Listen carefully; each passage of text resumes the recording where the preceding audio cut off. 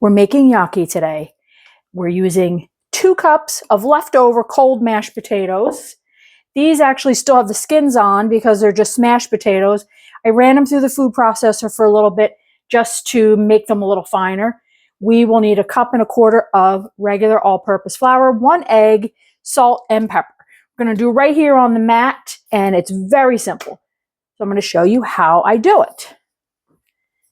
Put out 1 cup of the flour.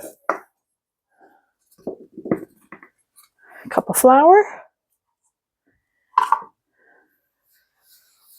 Oh, I forgot a fork. I'm going to add the mashed potatoes.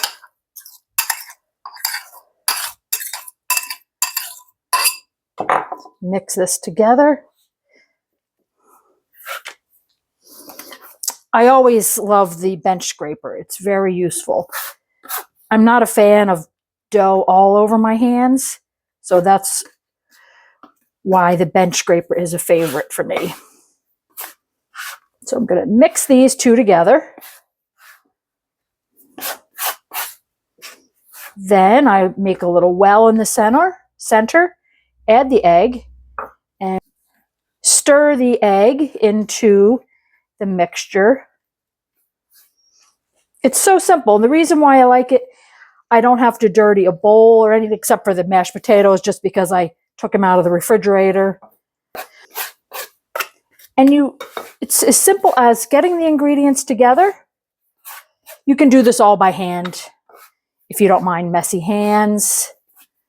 Add some salt and pepper.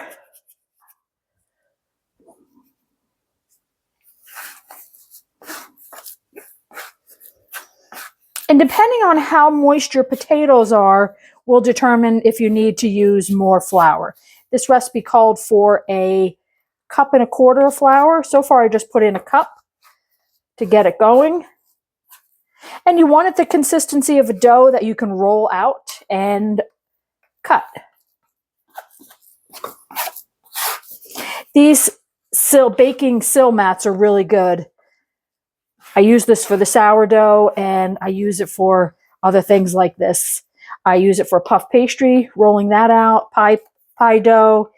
I like having the circle. It's very good, helpful when you're doing a pie crust. So I'm going to add in another 1/4 cup of the flour and keep mixing until it's not sticking to my hands. So again, depending on how moist your potatoes are, will determine how much flour you need.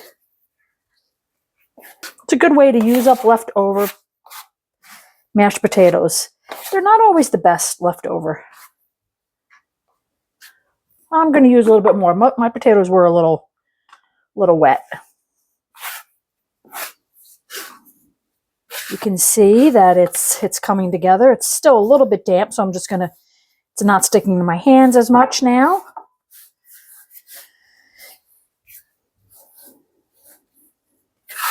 You don't want to work it too much. The idea is to incorporate all the ingredients together and have it so that it won't stick to your hands as you're rolling it out.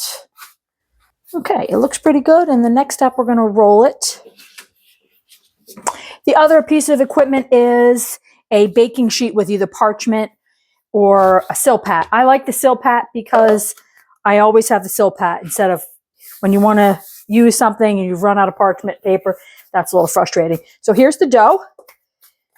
And you just have to cut it into pieces. I like to put a little flour down. And we're just rolling it into a log. It's so easy. It was a little long. And when it's homemade, it doesn't have to be perfect. I like to use this when I'm using the Silpat so it doesn't cut through. And you just cut it into these smaller pieces. Some people will consider it done like this. I prefer to roll them down on the wood. You can use a fork. I like the little wood board because it gives it the ridges. And I just pick them up in whatever direction they're in. That's where they're going. I should be doing this over this so I don't have to pick it up twice. Let's do it over the board. Oops, that one was a little soft. They are very soft, so you just gently do that. You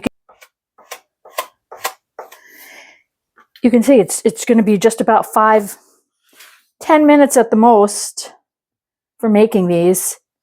It's a great way to use leftovers. And I'm not that precise. Again, they're homemade. They're just going to fall where they are. Then we're going to boil them. So I'll continue going through the rest of the dough.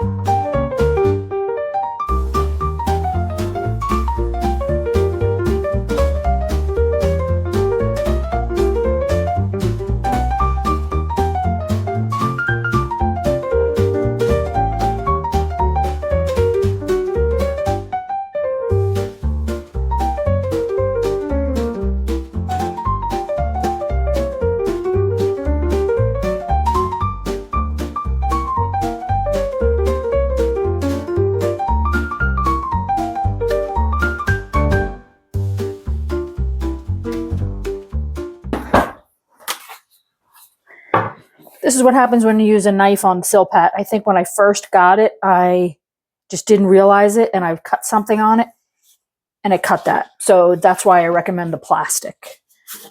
That's a big one. So choose your size. I freeze these too. After I boil them, I freeze them. Or you can freeze them just like this. Put the sheet in the freezer, let them freeze flat, and then take them out and put them in the bag. Then you can cook them at that time. So either way you can do it.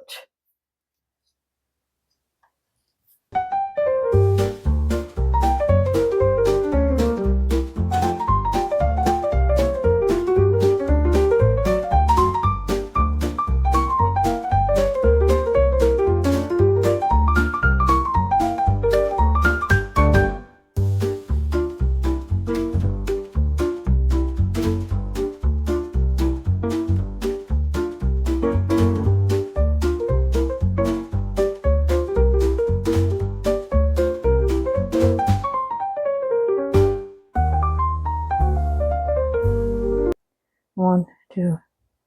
So I'd say there's about 60 gnocchi. Not bad for not much effort at all. So we're going to boil them. I just put the water on. While I'm waiting for the water to boil, I have a stainless steel skillet here that I'm going to put butter into. And once the gnocchi is done, I'm going to put it right in here with a little bit of fresh Parmesan cheese. So that's happening over here. Just waiting for this to boil. Then you just drop these in and they boil for about 4 minutes. We just drop them in.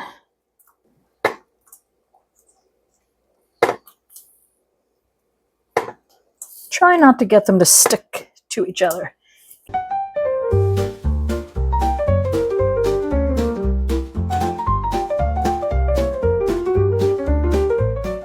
I've got the butter is melted. 3 minutes. They look nice. Just giving them a little stir here. Shutting the timer off. I'm going to take them out, put them right in the skillet. Just going to put a little bit in the skillet here, and the rest I'm going to put in a bowl because I'm going to store these. And then I'm going to drop the rest of these in. Multitasking.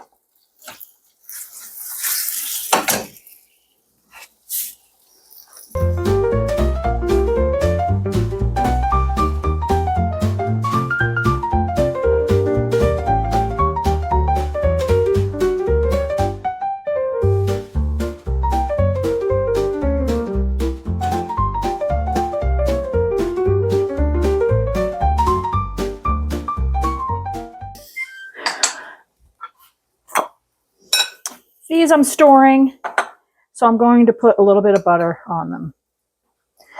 I buy Kerrygold in the blocks, and I put it in these containers with these lids. These happen to be a Ziploc brand.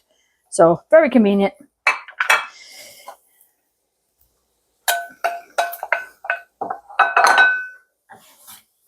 Right, how do they look? They look really good.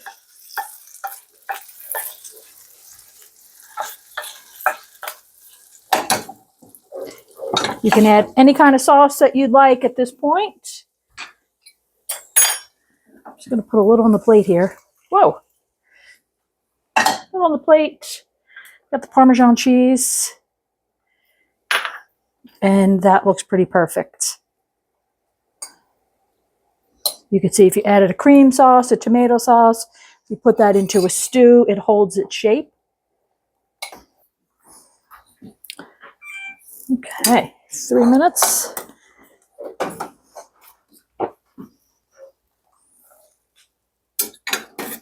So they do puff up a little bit. They look a little bigger from when we started. So you can plan accordingly. And that's it. These are ready to eat. Ready to be served with any sauce you like. Or just butter and Parmesan cheese like this. Enjoy a nice simple meal. And I got my little dog down here. You want to try one? You want to try one? Dog approved. It's hot. She says it's hot. Here's how it looks.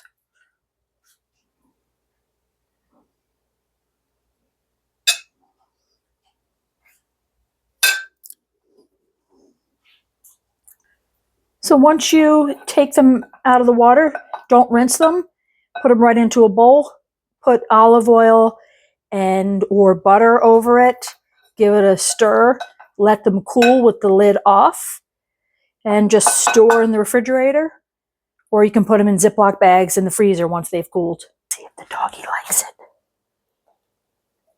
Yeah. Doggy approved.